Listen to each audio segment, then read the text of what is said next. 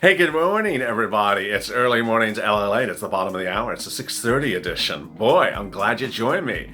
Oh, did you get through Halloween okay? Well, get that coffee ready, get that bacon grilling, because we're going to have fun. It's early mornings. It's lighthearted. We're not going to push the envelope. We're going to open the envelope, and hopefully there's a stimulus check in there. It's getting good. It's getting early, and I'm here. You're here. The question is, where's Jerome Powell with your stimulus check? This is Early Mornings LALATE.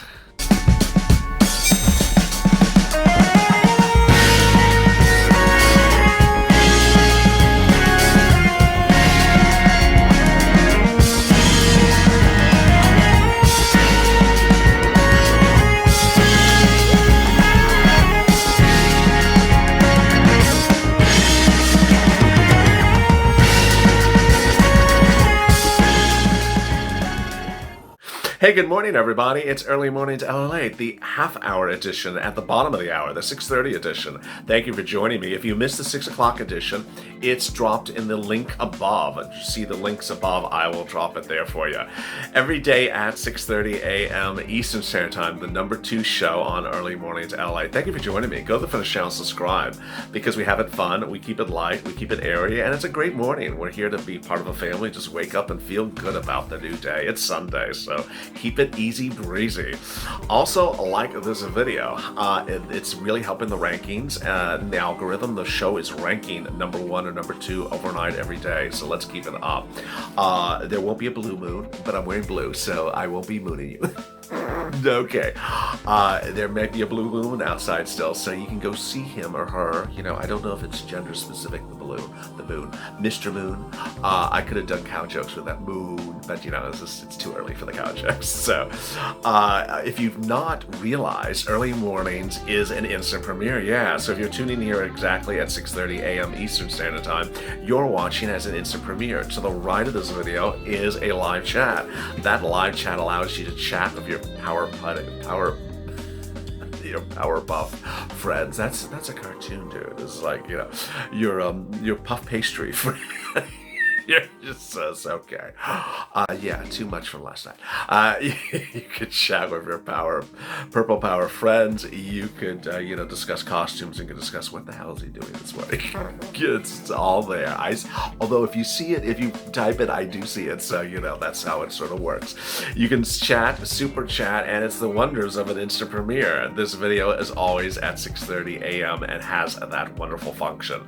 So enjoy, and let's sit back and let's get to the breaking news. The breaking news overnight is that all eyes will be on another body this Monday, and it won't be the president, it won't be the VP, it won't be Congress, it won't be Wall Street, but it will be on Jerome Powell, head of the Federal Reserve, because there's a real push underway since Friday for Jerome Powell and the Federal Reserve to really move, because now is the time in which monetary policy, your second stimulus relief, needs to be done. And I don't talk too much about Jerome Powell on this channel, so let me explain what he can and what he can't do for you for stimulus relief, because always I see comments or questions, people say, is Jerome Powell sending us a stimulus check? Let me go over what Powell is under fire to do, and what he can do and what he can't do. First, Jerome Powell is under fire to do something for stimulus relief. And it's sort of a compounded sword, because Powell can do stuff with the Treasury, Steve Mnuchin. He can also do stuff with Congress, but he can also do stuff on his own. The Federal Reserve has inherent authority to use its own money without authorization, without a vote of Congress. He can just go do it by authority of the inherent charters of the Federal Reserve. So they have the money and they can go use the money. We got that. Okay, so then what can they use the money for? And what can they use the money not for? So far, it's not been clear from Jerome Powell what they cannot use the money for. In fact, he was asked these series of exact questions several months into the pandemic, but early on. When this channel had started in April, I watched a live House subcommittee in which they asked virtually the same questions you've been asking me about Jerome Powell. And that was about, I think, May or June. And they said, do you have money for COVID? Oh, yeah, we do. How much money do you have for COVID relief, for stimulus relief? a few trillion. Oh, really? Yeah, yeah. Oh, how much have you used? None of it. Okay, where did you get the money from? Well, it's from our pockets. Oh, okay, and you need our authority to use it? No. Okay, so what can you use the money for? Well, that's sort of complicated. That's how it was sort of left. It was not a very clear answer as to what he can use the money for, but he left it as he can use the money for a lot of things, and he did not answer what he can't use the money for. It's inherent that he can use the money for to ensure that the economy is not tinkering on trouble, and he can use the money to send out relief. The question is whether the Federal Reserve can do things where it's between you and the Federal Reserve, whether the Federal Reserve can actually send something directly to you or can send something to another agency that ultimately can assist you. The Federal Reserve, however, will and should and will be under fire to do the following next week. That is to bring pricing under control. Inflation is out of control, and that's 100% the fault of the Federal Reserve. The Federal Reserve, at the same time of that congressional hearing, was asked about prices and was asked about inflation and was asked about interest rate, and inflation was running up. Your price of milk and eggs and lettuce was starting to move early summer, a few cents here, a few cents there. And Jerome Powell said that's good because we have stimulus in the economy, and that stimulus in the economy is helping the economy grow, and the economy is growing. We see it's growing. Okay, that was then. That's when you had first stimulus. Well, since Friday, a lot has changed. Annetta Markoska says, I don't see the benefits of waiting until December for Jerome Powell to speak. A lot has changed in the past 2 weeks. This is her talking on Friday. Almost all the worries that they flagged in September, meaning everything that Jerome Powell said in September, are concerns that he's worried about watching, have materialized or are in the process of materializing. So they don't have the luxury of time anymore. What she's saying is that in September, which is after the hearing that I was referring to, this after the House hearing, the Federal Reserve chair appeared at another hearing and said, you know what, there are situations that we will be on high alert if these events occurred, and if we do, we will step in. So she's saying, okay, those events have occurred, so you need to start talking. Start talking, not walking. Well, walking to us and talking at the same time. And so she says those concerns are lack of stimulus, COVID-19 cases, corporate earnings were bad, and unemployment numbers are not particularly great. They're improving. And so what's important to understand is that last week, 2 economic numbers came out. They were very good, but everyone said, well, this is not going to hold up because COVID-19 cases are 100,000 per day. So the unemployment numbers were good. GDP number was really good. And that ultimately, that was what the Federal Reserve was looking at in the summer, that the GDP number had dropped, fell, contracted. The economy had contracted 30% in the summer because of lockdowns, but now has rebounded. 34% has gotten better. But they're like, okay, Jerome, it's not going to be better. We have lockdowns and we have 100,000 COVID cases a day.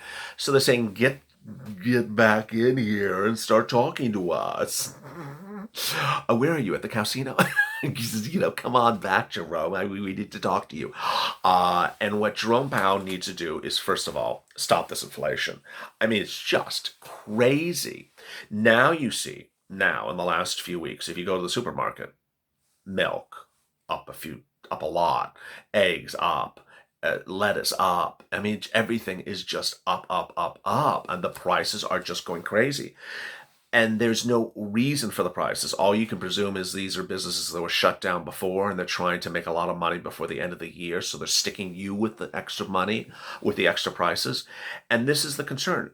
Big inflation worries. And then you have the economy. Stagnant, not moving. A stagnant economy with inflation is stagflation. And stagflation, by all economists, suggests that we're heading to a depression. The way you fix that is you stop inflation. If you stop inflation and you keep prices flat or dropping and the economy is stagnant, then you're just fine. But if you continue to see prices go up, and people are making less and less money, or the economy's getting tighter and tighter and smaller because businesses are shutting down, Oh boy, that's just not a good situation. And so this is what CNBC said about the situation. However, economists at the Fed and elsewhere are worried about the best of gains are way behind us, while the major tailwind of government stimulus funding has dried up, which it has. Rising coronavirus cases are sparking worries of renewed economic pressure as communities face pressure to reinstitute restrictions on business. And the Fed's got another problem on hand, a market that doesn't necessarily believe in the central bank's recently adopted effort to push inflation higher and promise not to raise interest rates until that goal is met. So he said, you see what he's saying is that the Fed wanted inflation higher. Big mistake. Big mistake. It's not quite clear why this president, who has been critical of Jerome Powell on occasion before, has not come out and said, stop this inflation. What are you doing to our citizens? Officials themselves have expressed varying levels of doubt as well. If a severe winter virus resurgence proved more economic damage than we expect, and the Federal Reserve wanted to respond, its options would be maybe limited, says Goldman Sachs economist Jared Marisol. The most likely response would be to adjust the composition or pace of asset purchases, but federal officials have expressed lukewarm support. Yeah, but lukewarm, I mean, it's now time to do something. For the time being, we think there's a little more.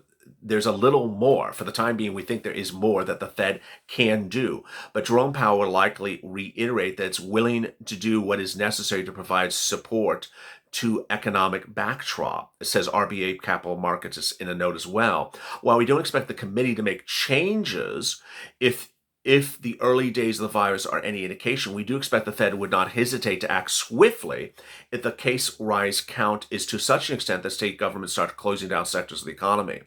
So that comment was written on Thursday and reported on Friday on CNBC when the case count had gone from 70,000 to 80,000. Okay, now the case count's 100,000 as of Friday and Saturday. What if the case count continues to 110 on Sunday or 120 on Monday or Tuesday? Do you think Jerome Powell's going to do nothing? I don't think so. Let me go over some of your incredible comments from yesterday. It's a shame none of these leaders have hearts. They should be held accountable and treated the same as they treat us. They need to be American because they've lost what being American means. Lashane Cahoon. Ethel Woolfolk. We need to stop voting for them and vote for us. Roland Bishop. Pelosi said she's the greatest negotiator. She hasn't done anything. This is why so many people are hurting. Nita Martinez. If Pelosi still is a speaker, expect more chaos. She's the worst nightmare of the American people. Mark Chambers. Nancy is spreading fear. The Wall Street ended sharply down. Wall Street averages were down 437 points last week, or 1.6%. The S&P dropped 2.1, and the Nasdaq pulled 3.1. These weekly losses came as the same 7-day average of new COVID cases hit an all-time low, reports CNBC, citing John Hopkins. But that was before the weekend numbers.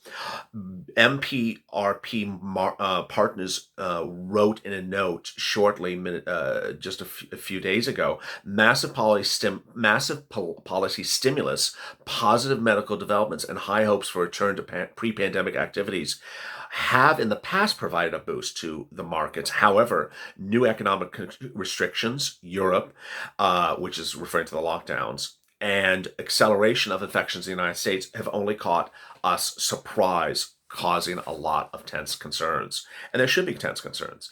With that, we're focused, we're up to date, we're informed. We're not going to be scared. We're not going to be in disbelief. We're not going to presume something is great when it's not. But we are focused on getting multiple stimulus checks. We are focused on hazard pay. So go on social media and push Sunday.